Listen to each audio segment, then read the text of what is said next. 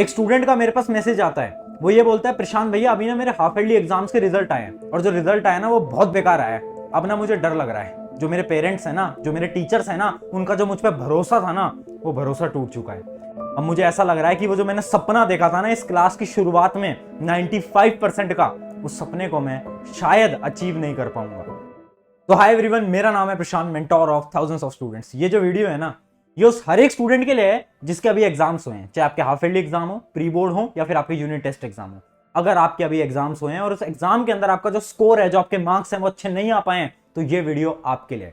मुझे पता है यार, इस समय पर तुम्हें ऐसा लग रहा है ना कि भैया हमारे मार्क्स अच्छे नहीं आ पाए, अब क्या वो जो हमने साल के स्टार्टिंग में सपना देखा था ना 95% का, वो हम पूरा कर पाएंगे क्या? भैया वो अब भी पॉसिबल है? भैया हमारे एग्जाम में 2 महीने 3 महीने, क्या सच में 3 महीने के अंदर, बोर्ड एग्जाम के अंदर, क्लास 9th के अंदर, क्या हमारे लिए 95 लाना पॉसिबल है भी या नहीं है?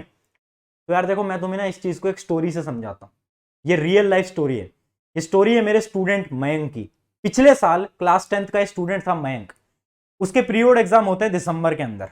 दिसंबर के अंदर जब उसके प्री बोर्ड एग्जाम का रिजल्ट आता है तो उसकी परसेंटेज आती है 60%, 60%। उसका वो रिजल्ट आता है, वो मुझे मेल करता है, प्रशांत भैया मेरे सिर्फ इतने से स्कोर आ पाए हैं। अब आप मुझे सच सच बताना, क्या 2 महीने पढ़ाई करके मैं बोर्ड एग्जाम के अंदर एक अच्छे मार्क्स ला भी सकता हूं या नहीं? मैंने उससे पूछे 3 सवाल। मैंने उससे बोला यार मयंक, मेरे 3 सवाल का सच सच जवाब देना, ठीक है? पहला सवाल, मयंक एक बात बता, क्या तू अगले 2 महीने के लिए अपनी पूरी जी जान लगाने को तैयार है, अपना हार्डवर्क करने को तैयार है? उसने बोला हाँ भैया करूंगा।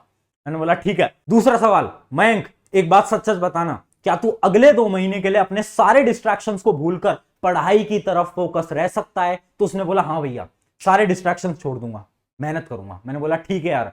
तीसरा सवाल, क्या तू अपने वाई को क्लियर रख सकता है? वाई मतलब समझते हो कि ये काम आपको करना क्यों है? मैंने उससे बोला तेरा वाई क्या है? उसने बोला भैया मेरा वाई छोटा सा है, मुझे अपने पेरेंट्स को प्राउड फील कराना है। उनका जो मुझ पर भरोसा है ना, वो भरोसा टूट चुका है। अब 10वीं बोर्ड का जब रिजल्ट आएगा ना, तो उनको मैं प्रूव करके दिखाऊंगा कि मैंने अपनी मेहनत से इतनी अच्छी परसेंटेज लाकर दिखा दी है।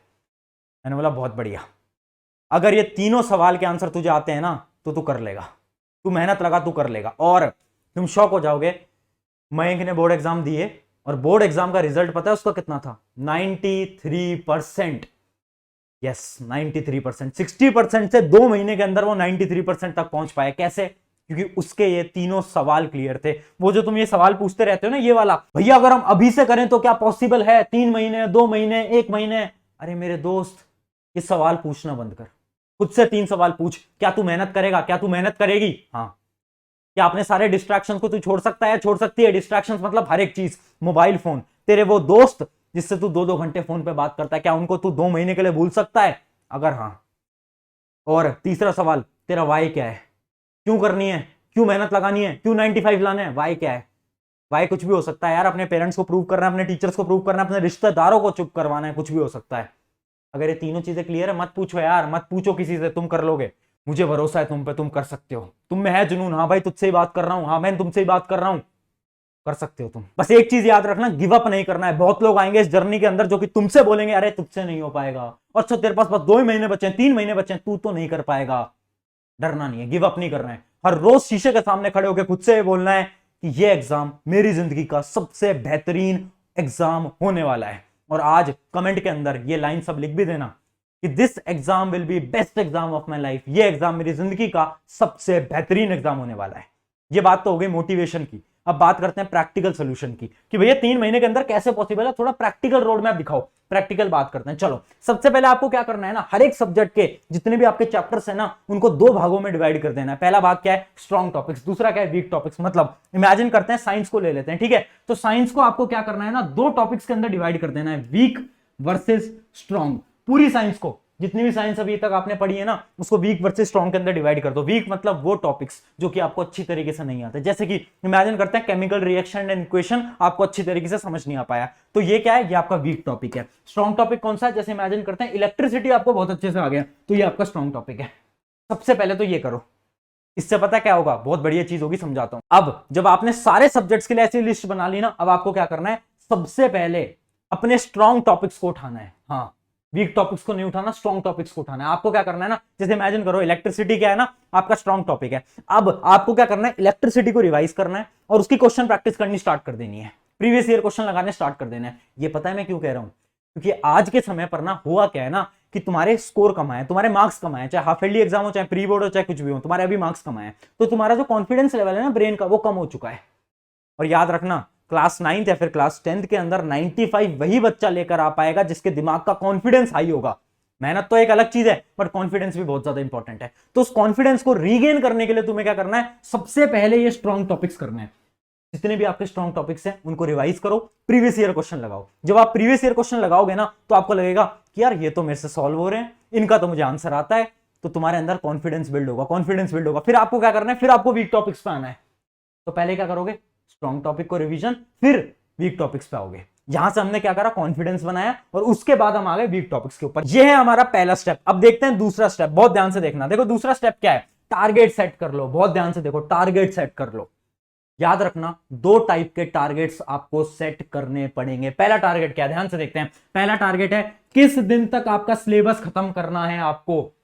देखो इमेजिन करो आप 10th बोर्ड की तैयारी कर रहे हो, एक डेट फिक्स कर लो कि भैया मुझे तो 1 जनवरी तक ना अपना सारा सिलेबस खत्म कर देना है, मैथ, एसएसटी, साइंस का या इंग्लिश का भी।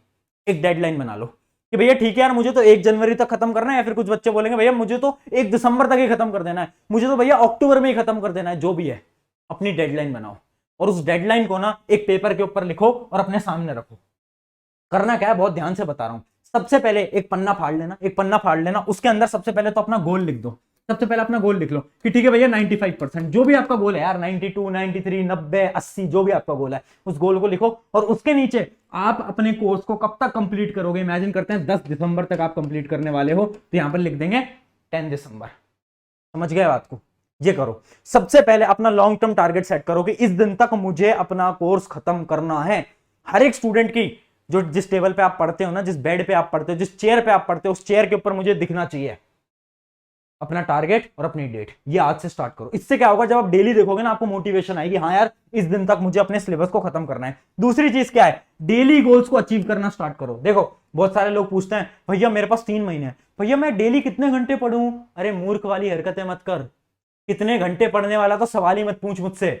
तुझे क्या करना है ना, डेली के टारगेट सेट कर। इमेजिन करो एक दिन आपने टारगेट बना लिया कि एक मैथ का चैप्टर करूंगा, एक साइंस का करूंगा। अगले दिन बना लिया एक एसएसटी का करूंगा, एक मैथ का करूंगा। ऐसे टारगेट को फिक्स करो। जब आप अपने टारगेट को फिक्स करोगे ना, तो आपके पास मोटिवेशन होगा डेली काम करने का। हम क्या कर रहे हैं ना, हम देखते हैं कि यार भैया आज तो मैं 2 घंटे पढ़ूंगा।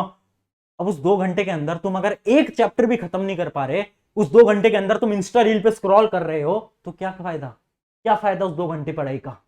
करना क्या है, अपने टारगेट्स बनाओ, डेली के टारगेट्स बनाओ और उनको अचीव करो, इतना बहुत है। अगला स्टेप क्या है, बहुत ध्यान से सुनना, अगला स्टेप बहुत इंपॉर्टेंट है। अगला स्टेप है स्टार्ट स्मॉल। बहुत बड़ी मिस्टेक जो कि बच्चे करते हैं वो क्या है ना, आज मोटिवेट हो गए, अब आ गई मोटिवेशन, अंदर से आग आ गई यार, अब तो हम पढ़ लेंगे, अब तो हम ही बादशाह हैं, हम ही हैं सब कुछ। अब क्या करेंगे, एसएसटी उठाएंगे, साइंस उठाएंगे, इंग्लिश उठाएंगे, सब उठा लेंगे। भैया आज तो ना सब पढ़ लूंगा। ऐसी मूर्खता नहीं करनी। देखो यार मेरी बातें थोड़ी बहुत कड़वी होती हैं, तो ऐसे दिल पे मत लगा लेना कि यार प्रशांत भैया तो यार बहुत कड़वा बोल देते हैं। मैं कड़वा ही बोलता हूँ, बट मैं सच बोलता हूँ। तुम्हें अपना छोटा भाई या छोटी बहन समझता हूँ, इस वजह से ऐसे बात करता हूँ बस, ठीक है। तो ये वाली मिस्टेक नहीं करनी आपको। क्या है ना, ये वाली जो तुम मिस्टेक कर रहे हो ना, कि हम क्या कर रहे हैं ना, कि हम इतने सारे टारगेट बना लेते हैं मोटिवेशन के बाद, और फिर हम उन टारगेट्स को अचीव नहीं कर पाते। ये नहीं करना है। हमें क्या करना है, छोटे से स्टार्ट करना है। और इसी के लिए तुम्हें क्या फॉलो करना है, तुम्हें फॉलो करना है 7 डे रूल।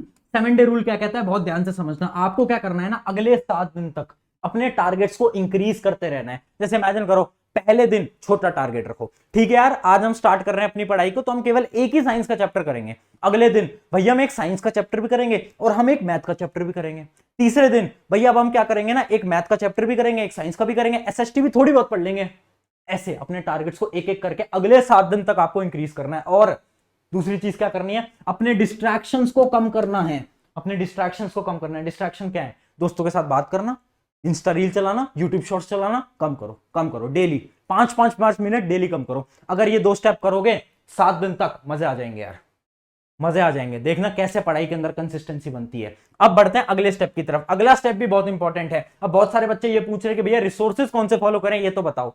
पढ़ाई स्टार्ट कर रहे हैं, कहां से पढ़ना है। 4 रिसोर्सेज बताऊंगा, बहुत ध्यान से सुन लेना। पहला रिसोर्स क्या है, लेक्चर्स। पहला क्या है, लेक्चर्स। देखो अगर तुम्हें मैथ, एसएसटी या साइंस पढ़नी है, तुम्हें स्कूल से समझ नहीं आ पा रही, यूट्यूब पे जाओ, वन शॉट लेक्चर देखो, पूरी साइंस मैंने पढ़ा रखी है, मेरे साइंस के लेक्चर देख लेना, लाखों बच्चे पढ़ते हैं और पिछले साल तो 95 लेकर भी आए हैं। या फिर तुम्हें किसी और के देखने हैं तो देखो, मुझे कोई प्रॉब्लम नहीं है, तुम अपने लिए जो बेस्ट टीचर है उसके लेक्चर्स देखो। दूसरी चीज क्या है, इन टेक्स्ट एग्जाम्पल एंड एक्सरसाइजेस। देखो एनसीईआरटी जो किताब है ना, उसके एग्जाम्पल और एक्सरसाइजेस स्पेशली मैथ और साइंस के लिए करके जाना, सवाल डायरेक्टली आते हैं। अगली चीज क्या है, प्रीवियस ईयर क्वेश्चन बहुत इंपॉर्टेंट है, बहुत ज्यादा। चाहे तुम किसी भी बोर्ड के हो, सीबीएसई, आईसीएसई, एसएससी, किसी भी बोर्ड के हो, तुम्हारे लिए प्रीवियस ईयर क्वेश्चन तो बहुत इंपॉर्टेंट है। तो तुम्हारे बोर्ड की प्रीवियस ईयर क्वेश्चन की एक बुक तुम्हारे पास होनी चाहिए। उसके अलावा क्या है, कॉम्पिटेंसी बेस्ड क्वेश्चंस। ये स्पेशली जो सीबीएसई वाले बच्चे हैं ना, वो कॉम्पिटेंसी बेस्ड क्वेश्चन प्रैक्टिस कर लेना। और एक चीज और ऐड कर देता हूं लास्ट में, सैंपल पेपर। यहां पर ऐड कर दो S.P, सैंपल पेपर, बहुत ज्यादा इंपॉर्टेंट। ये 5 चीजें फॉलो करोगे, मजे आ जाएंगे। ये 5 रिसोर्सेज इनफ है। अब ये मत पूछना भैया यार वो वाली बुक लगा लूं, भैया एसचंद लगा लूं, भैया ये लगा लूं, भैया वो लगा लूं। अरे मत लगा, तेरे पास समय नहीं है। एसचंद वो बच्चे सॉल्व करते हैं, आर डी शर्मा वो बच्चे सॉल्व करते हैं जो कि साल के स्टार्टिंग से पढ़ रहे होते हैं, आखिर के 2 महीने में नहीं की जाती। बस इनको फॉलो करो, इनफ है।